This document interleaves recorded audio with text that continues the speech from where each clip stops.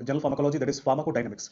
Or if you remember pharmacodynamics, I told you something that pharmacodynamics is derived from two words. मैंने पहले भी बताया था आपको, दो वर्ड से derive होता है. One is pharmacon, another one is dynamos.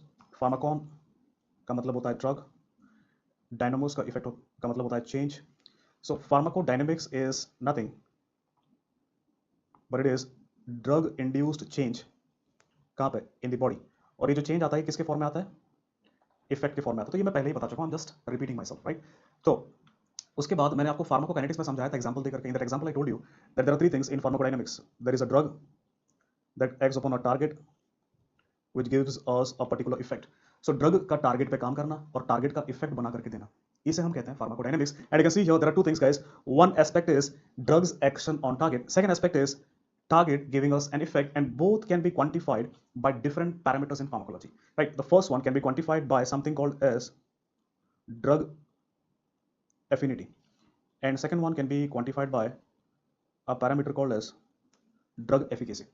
तो ड्रग एफिनिटी और ड्रग एफिकेसी ये दोनों अलग अलग चीजें हैं. ये दोनों अलग अलग चीजें हैं. कैसे? देखो, ड्रग एफिनिटी हमें क्या बताता है? सिंपल वर्ड्स में आपसे कहूं तो ड्रग एफिनिटी हमें ये बताता है कि ड्रग टारगेट को बाइंड करना कितना पसंद करता है या ड्रग टारगेट से कितना प्यार करता है.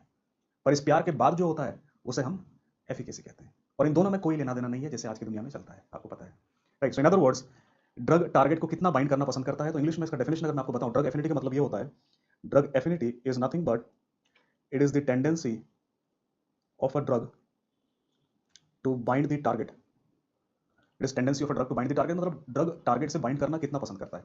वेयरएज एक बार बाइंड कर गया, उसके बाद जो maximum clinical effect produce by a drug, तो मैक्सिमल इफेक्ट, ब्लड प्रेशर को मैक्सिमम कितना कम कर सकता है, 100 मिलीमीटर मर्क्यूरी, या हार्ट रेट को मैक्सिमम कितना कम कर सकता है या बढ़ा सकता है. तो जो मैक्सिमल क्लिनिकल इफेक्ट, उसे हम क्या कहते हैं? एफिकेसी. तो ये आपके एमसीक्यू पॉइंट है. यहाँ पे आपको एफिनिटी पे सवाल नहीं आता और मोस्टली नहीं पूछेंगे. वो मोस्टली सवाल आता है एफिकेसी पे. आपके एग्जाम में सवाल पूछा गया है, what do you mean by efficacy. Efficacy का मतलब क्या है? Maximal effect. तो सबसे ज्यादा इफेक्ट जो बनता है उसे हम कहते हैं एफिकेसी. अब एक बात समझो यहाँ पे कि ये दोनों हमें बताते क्या. Pharmacodynamics is derived from two words. मैंने पहले भी बताया था आपको, दो वर्ड से डिराइव होता है. One is pharmacon to bind the, और मोस्टली नहीं पूछेंगे. वो मोस्टली सवाल आता है एफिकेसी पे. आपके एग्जाम में सवाल पूछा गया है, what do you mean by efficacy. Efficacy का मतलब क्या है? Maximal effect. तो सबसे ज्यादा इफेक्ट जो बनता है उसे हम कहते हैं एफिकेसी. अब एक बात समझो यहाँ पे कि ये दोनों हमें बताते क्या है. एफिनिटी और एफिकेसी, इन दोनों में क्या अंतर है? I'll give you a simple example to make you understand. Suppose मेरे पास, suppose I have 10 beta 1 receptor. तो हार्ट में पता है आपको बीटा 1 रिसेप्टर होता है. सपोज मेरे पास 10 बीटा 1 रिसेप्टर है जो कि हार्ट रेट को बढ़ा सकते हैं. अब मेरे पास दो ड्रग है, एक ड्रग ए है, एक ड्रग बी है. दोनों ही काम करेंगे और दोनों ही ड्रग हार्ट रेट को बढ़ा सकते हैं. So both drug A and B can act upon 10 beta 1 receptors and increase heart rate.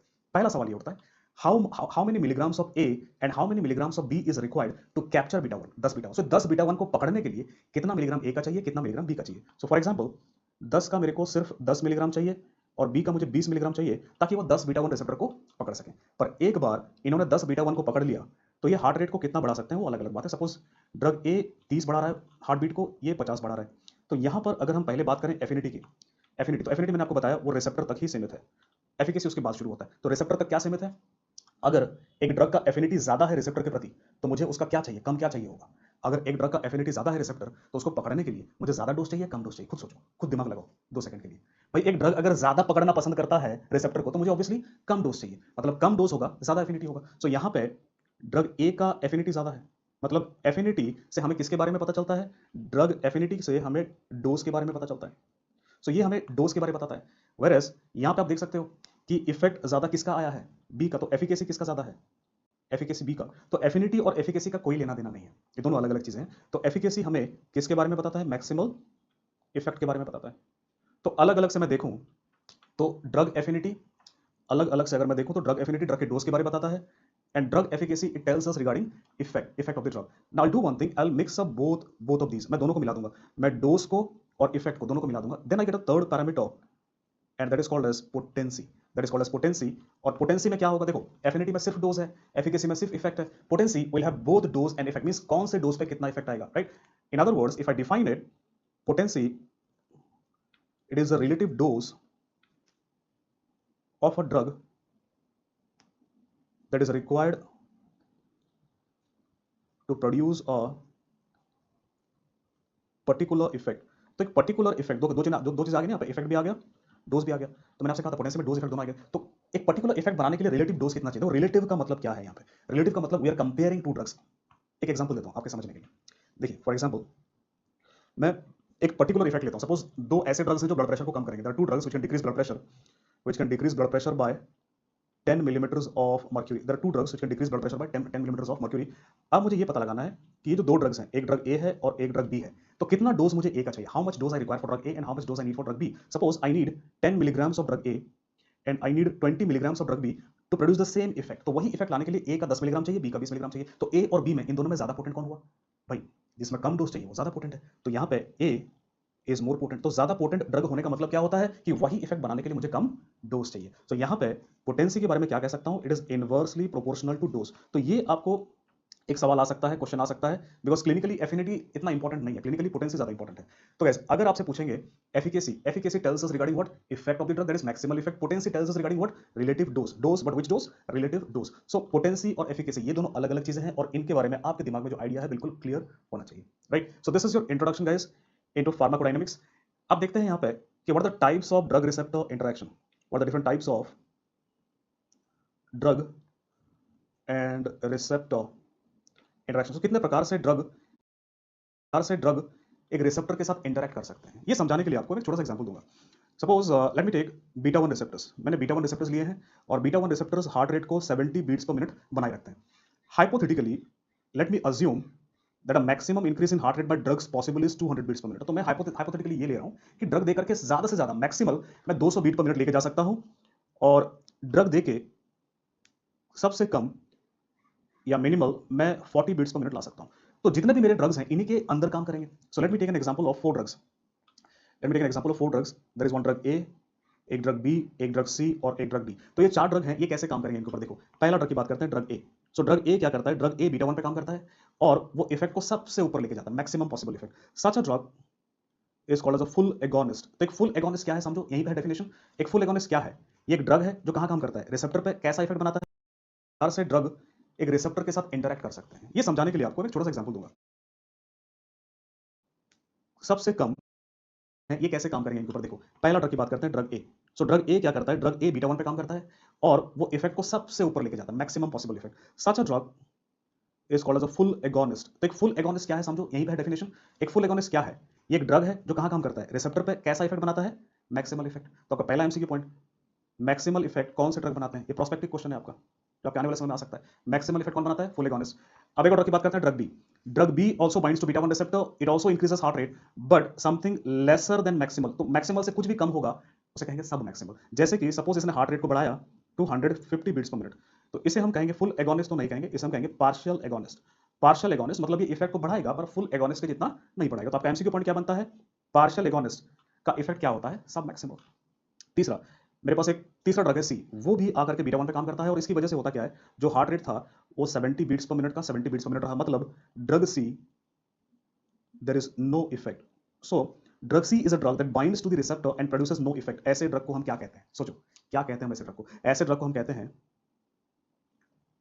Antagonist कहते हैं। तो ये आपका एमसीक्यू हो गया, कौन सा drug, which drug binds to the target और receptor and produces no effect? Antagonist. Last में हमारे पास बचता है, at last will talk about drug D.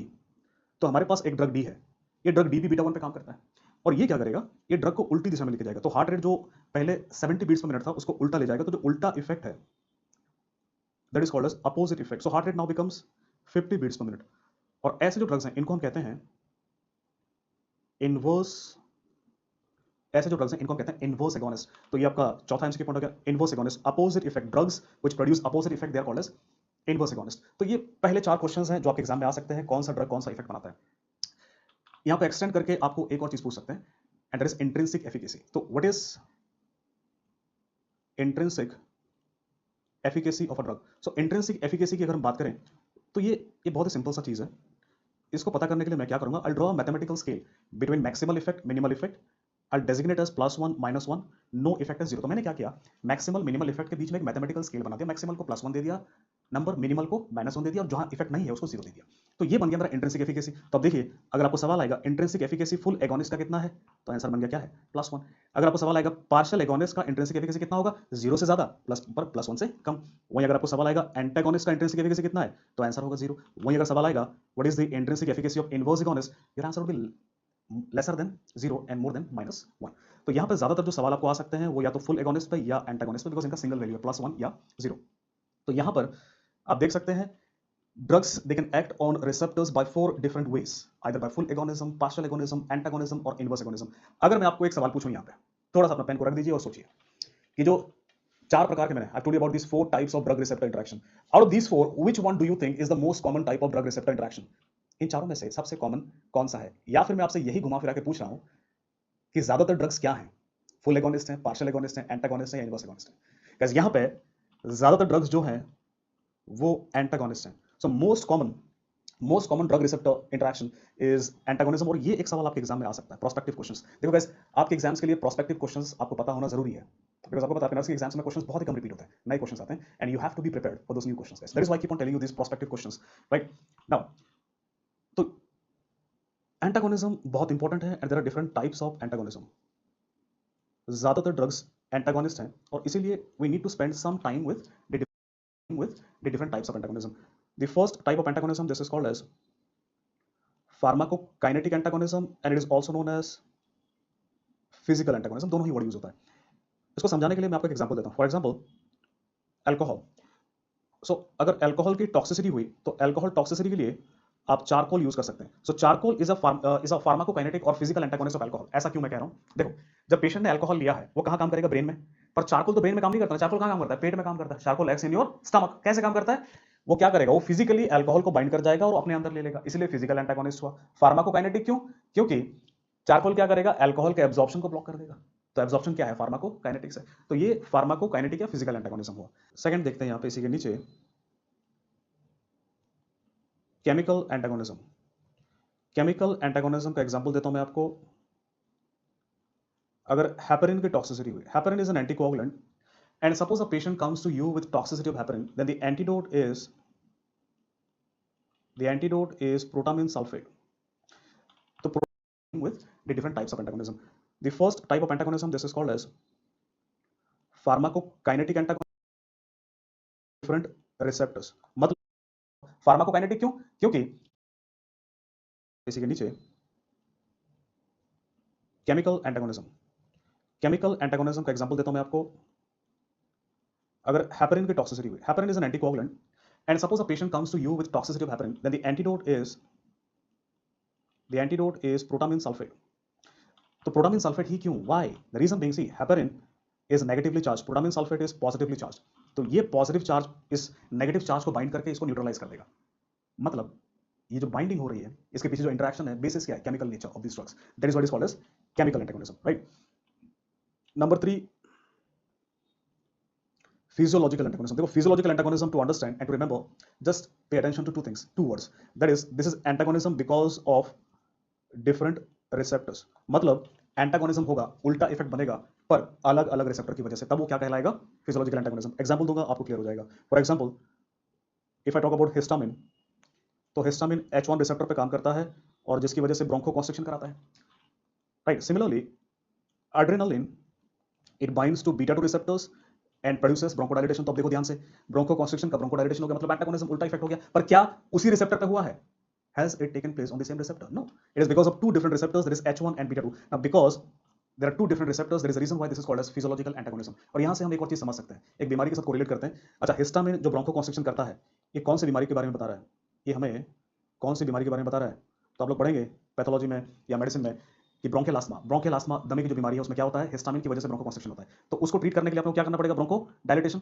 और histamine induced H1 mediated bronchoconstriction को उल्टा करने के लिए या ब्रोंको डायलेटेशन करने के लिए किसको स्टिमुलेट करना सबसे बेहतर रहेगा? बीटा 2। इसी वजह से बीटा 2 स्टिमुलेटर और एगोनिस्ट लाइक सैल्ब्यूटामॉल को यूज कहां पे करते हैं? ब्रोंकियल आस्थमा में। सो ब्रोंकियल आस्थमा में सैल्ब्यूटामॉल का जो पफ यूज किया जाता है, राइट, पीएमडीआई जिसे कहते हैं, जो हमने पढ़ा था, वाई यूजिंग। तो ये थोड़ा सा क्लिनिकल कोरिलेशन है, राइट। तो अगर आप समझेंगे चीजों को तो चीजें बहुत क्लियर हो जाती हैं।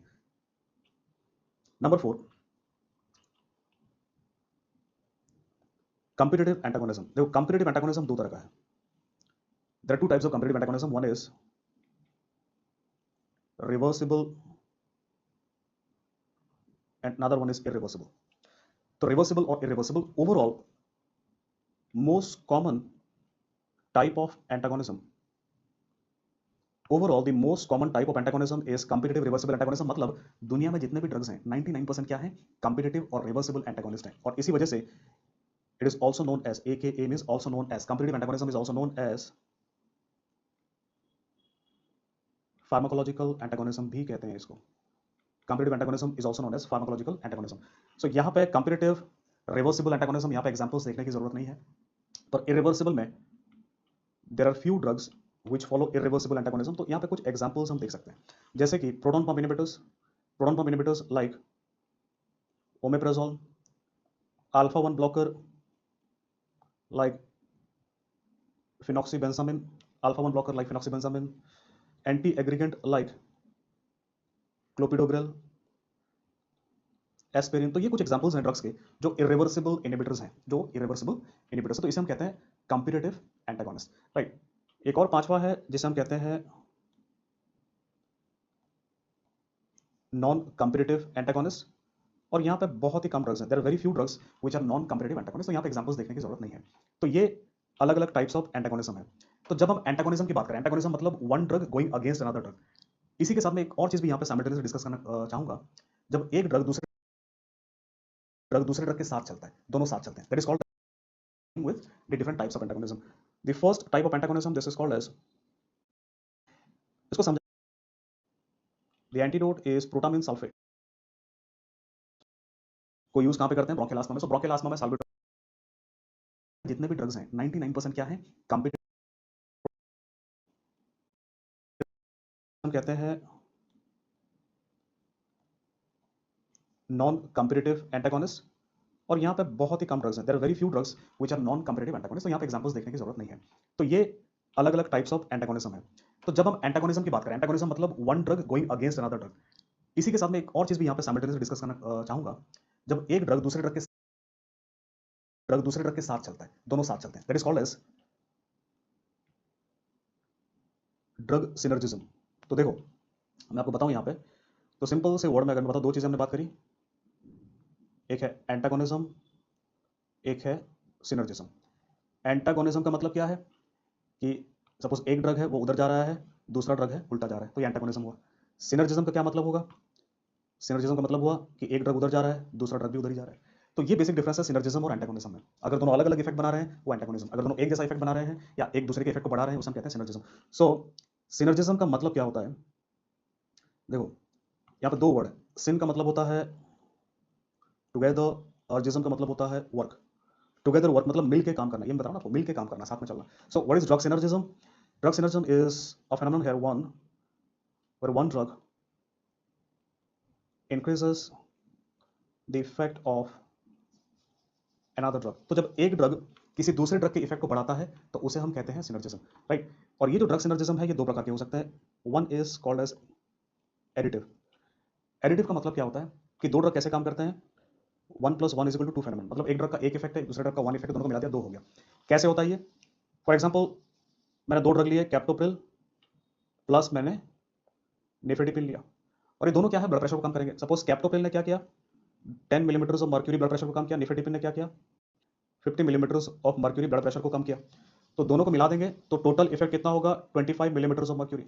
सो कैप्टोप्रिल निफेडिपिन दोनों को मिला करके जो इफेक्ट आएगा 25 आएगा. तो आप देख सकते हैं 10 + 15 25 हो गया. तो इसे हम क्या कहते हैं, additive. Another example is supra additive.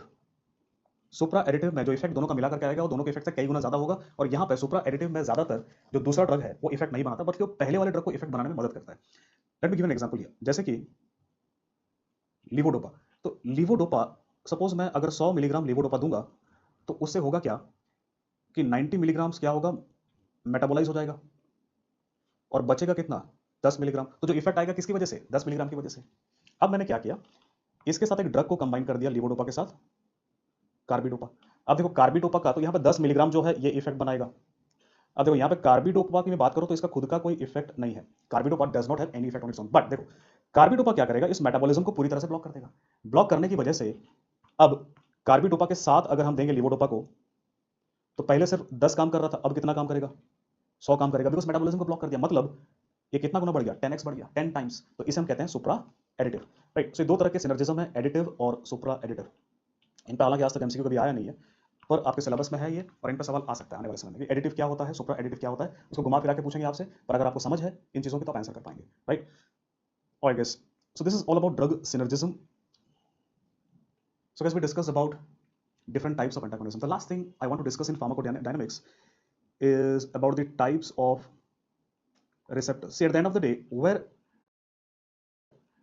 drugs act, why drugs काम कहाँ पे करते हैं, drugs काम कहाँ पे करते हैं, drugs they work upon what, receptors, isn't it? तो receptors का type देखते हैं. Number one, these are called as ligand gated ion channel receptors. So ligand gated ion channel receptors का example देखते हैं. GABA A receptor, glutamate receptor, NMDA, AMPA और काइनेट सब type के. बाद में सिस्टमिक फार्मा में CNS में डिस्कस करेंगे. बहुत सारे ड्रग्स हैं जो रिसेप्टर्स पे काम करते हैं. Glutamate receptor, then 5-HT3 receptor, nicotinic receptor, ये सारे के सारे क्या हैं, this are ligand gated ion channel receptor. तो ये काम कैसे करते हैं वो समझाने के लिए मैं आपको थोड़ा सा ट्रेलर दूंगा यहाँ पे निकोटिनिक रिसेप्टर का. तो देखिए यहाँ पे निकोटिनिक रिसेप्टर कैसे होता है. ये एक सिनेप्स है, एक सिनेप्स है, और ये हमारा, इसे हम कहते हैं प्री साइनेप्टिक मेम्ब्रेन कहते हैं, इसे हम कहते हैं पोस्ट साइनेप्टिक मेम्ब्रेन. तो ये दो न्यूरॉन्स हैं, एक पहला न्यूरॉन है, ये दूसरा न्यूरॉन है, दोनों के बीच में सिनेप्स बन रहा है, दोनों आपस में बात करेंगे. और यहाँ पे दोनों को बात कराने के लिए दो चीज़ों की जरूरत होती है. न्यूरोट्रांसमीटर यहाँ पे होता है एसिटाइलकोलिन, रिसेप्टर होता है यहाँ पे आपका निकोटिनिक रिसेप्टर. तो ये निकोटिनिक रिसेप्टर है. तो देखो जब एसिटाइलकोलिन रिलीज होगा वो रिसेप्टर पे काम करेगा, पर आयन चैनल कहाँ है यहाँ पे. मैं क्यों कह रहा हूँ कि लाइगेंड आयन चैनल है. जैसे ही एसिटाइलकोलिन, ये एसिटाइलकोलिन क्या है, ये आपका लाइगेंड है. जैसे ही ये लाइगेंड एसिटाइलकोलिन आपके निकोटिनिक रिसेप्टर पे काम करेगा, इसकी वजह से क्या होगा कि यहाँ पे सोडियम आयन चैनल जो है वो ओपन हो जाएंगे, खुल जाएंगे, और इसके अंदर क्या जाना शुरू हो जाएगा, सोडियम जाना शुरू हो जाएगा, राइट. तो इसमें हुआ क्या, एक लाइगेंड रिसेप्टर पे काम किया, निकोटिनिक रिसेप्टर पे, जिसकी वजह से सोडियम आयन चैनल खुल गए, और इसी वजह से मैं क्या कहता हूं कि ये क्या है, ये ligand gated ion channel receptor है. देखो हमारी बॉडी में जितने भी इफेक्ट होते हैं, all the effects which take place in our body, the fastest of the effects are because of ion channels. So in one word I can say ligand gated ion channels receptors, these are overall the fastest acting receptors. तो ये एक MCQ point हो सकता है आपके exam में कि fastest acting कौन से रिसेप्टर्स हैं. दूसरा जो MCQ पॉइंट्स है वो ये हैं, वो एग्जांपल्स हैं. तो इन पर सवाल आ सकता है कि इनमें से कौन सा आयन चैनल है, इनमें से कौन सा आयन चैनल है, नंबर 1. नंबर 2 हैं, तो इन पर सवाल आ सकता है कि इनमें से कौन सा आयन चैनल है, इनमें से कौन सा आयन चैनल है, नंबर 1. Number 2 enzymatic receptors. तो अब देखते हैं एंजाइमेटिक रिसेप्टर्स क्या होते हैं. नाम से ही पता चल रहा है. स्ट्रक्चर देखो, suppose this is a cell, एक सेल है ये, और सेल के अंदर एक एंजाइम है. सपोज ये एक एंजाइम है सेल के अंदर, और ये एंजाइम सेल के बाहर एक रिसेप्टर से जुड़ा हुआ है. So there is a cell, the cell is an enzyme and that enzyme is connected to a receptor outside. So what happens whenever I stimulate this receptor outside, there is an automatic stimulation of the enzyme inside, and that is why I say this receptor has enzymatic activity or it is an enzymatic receptor. Now here examples are important. Number 1, tyrosine kinase receptors. These are receptors for number 1, growth factors. Growth factors like EGFR, epithelial growth factor receptor, VEGFR, vasculoendothelial growth factor receptor, HER2 receptor, insulin receptor, right. तो ये जो receptors हैं, plus IGF-1 receptor, IGF-1 is insulin like growth factor. तो ये सारे क्या हैं, ये सारे टायरोसिन काइनेस रिसेप्टर हैं. MCQ पॉइंट्स क्या, प्रोस्पेक्टिव क्वेश्चंस क्या आ सकते हैं यहाँ पे कि इनमें से कौन सा टायरोसिन काइनेस रिसेप्टर है. जेनस काइनेस रिसेप्टर, और ये जो जेनस काइनेस रिसेप्टर हैं ये टायरोसिन काइनेस लिंक्ड रिसेप्टर है, मतलब उनसे जुड़े हुए हैं पर टायरोसिन काइनेस नहीं है. इनको जैक भी कहा जाता है, Janus kinase receptor. Examples here are prolactin receptor, examples here are prolactin receptor,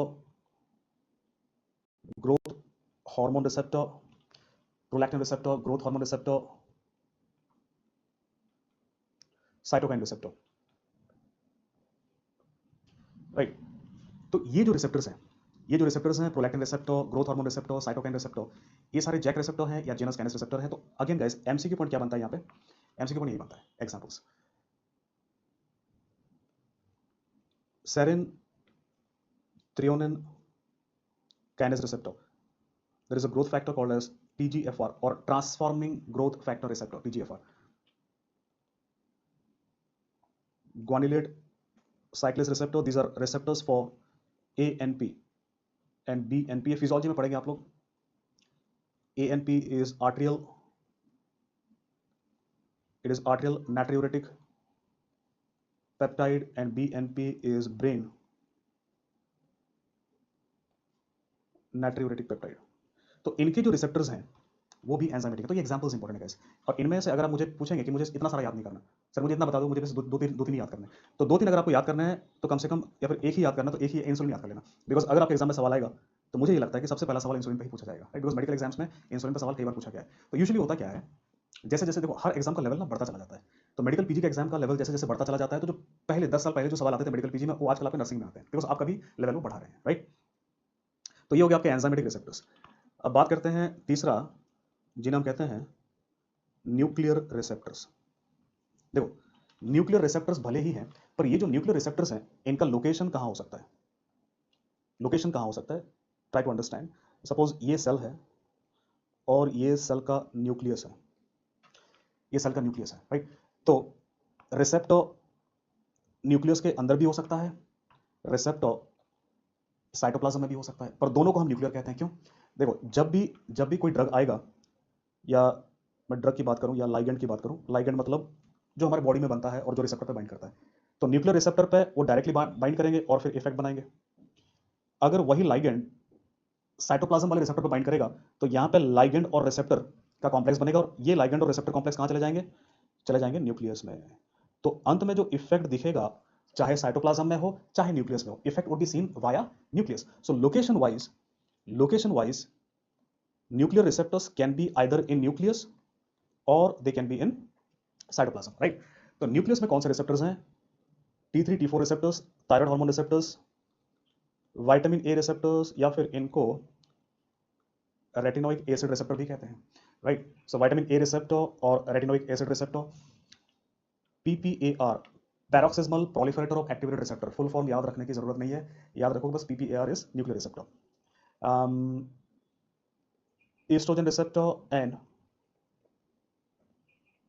progesterone receptor, मतलब ये दोनों फीमेल के हार्मोन्स हैं. तो फीमेल के जो सेक्स हार्मोन्स हैं वो न्यूक्लियस में होता है, राइट. वेयर एज मेल के जो सेक्स हार्मोन्स के रिसेप्टर्स हैं, that is androgen receptors. Androgen मतलब टेस्टोस्टेरोन, वो कहां होता है? Cytoplasm, right.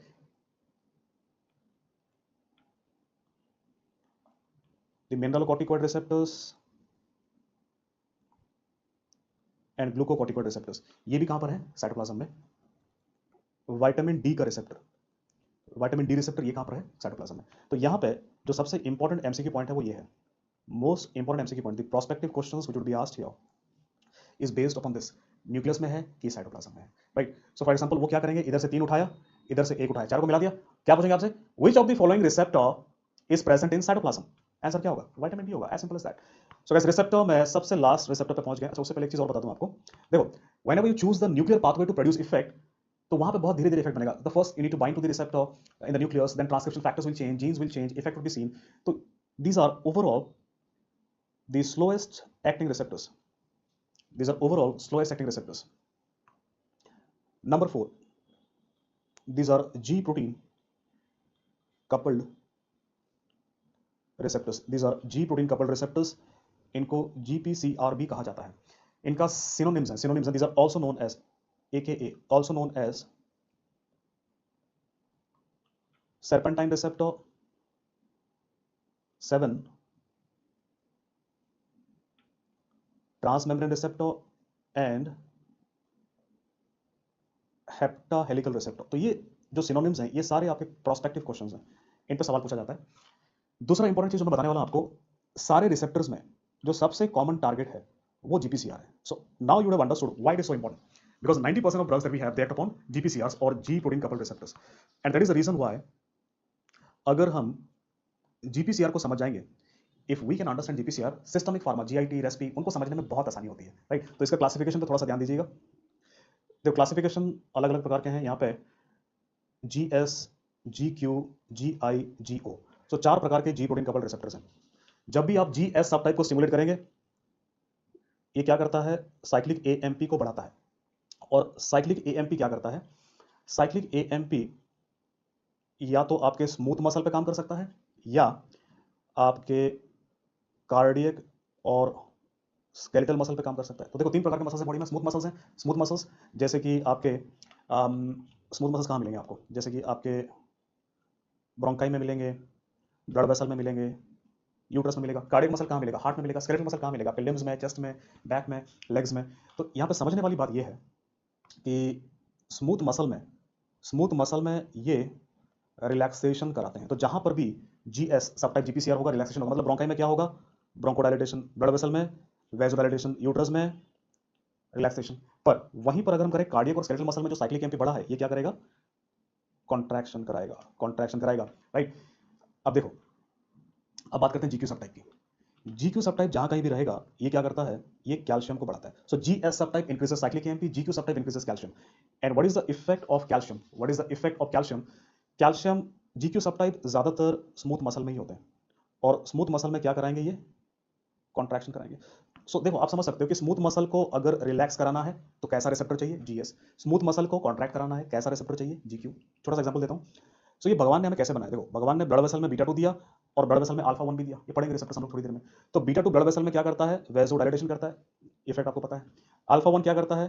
ब्लड वेसल में वेसो कॉन्स्ट्रिक्शन करता है। कैसे? स्मूथ मसल को कॉन्ट्रैक्ट करके। तो ये तरीका है भगवान का। भगवान ने हमें ऐसे बनाया है कि एक ही लोकेशन पे 2 अलग अलग रिसेप्टर दे दिए। एक पे काम करके वेसोडायलेटेशन होता है, एक पे काम करके वेसो कॉन्स्ट्रिक्शन होता है। अब जो बच गए ये जी आई और जी ओ, इनका जो इफेक्ट है वो उल्टा है। आई मतलब इनहिबिटरी। तो ये क्या करेंगे? ये साइक्लिक एएमपी को भी कम करेंगे और कैल्शियम को भी कम करेंगे। मतलब जीएस और जीक्यू जो भी इफेक्ट बनाते थे, ये दोनों को उल्टा कर देंगे। In other words, here they will go against GS GQ and they will produce relaxation. Right, they will produce relaxation. For example, हम पढ़ेंगे M2 रिसेप्टर्स हैं, मस्करनिक रिसेप्टर्स हैं हार्ट में। और ये जो M2 रिसेप्टर्स हैं हार्ट में, ये करते क्या हैं? They produce what? रिलैक्सेशन। तो ये आप याद रखिएगा, सब टाइप्स ऑफ जीपीसीआर कहां पे क्या करते हैं। तो ये जो क्लासिफिकेशन मैंने बताया है आपको, मैंने इसलिए बताया है ताकि आगे चल के जीआईटी में, रेस्पिरेटरी सिस्टम में, सीएनएस में, सीवीएस में मैं आपको चीजों को समझा सकूं। Right guys.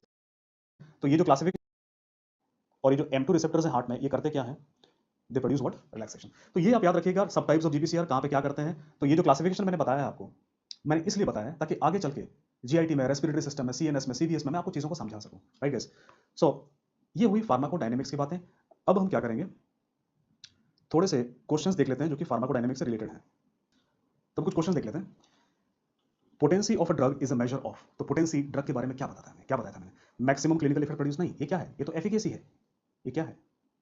एफिकेसी है। रिसेप्टर बाइंडिंग, इससे कोई लेना देना नहीं है। Drug required to produce effect, ये है या ये है?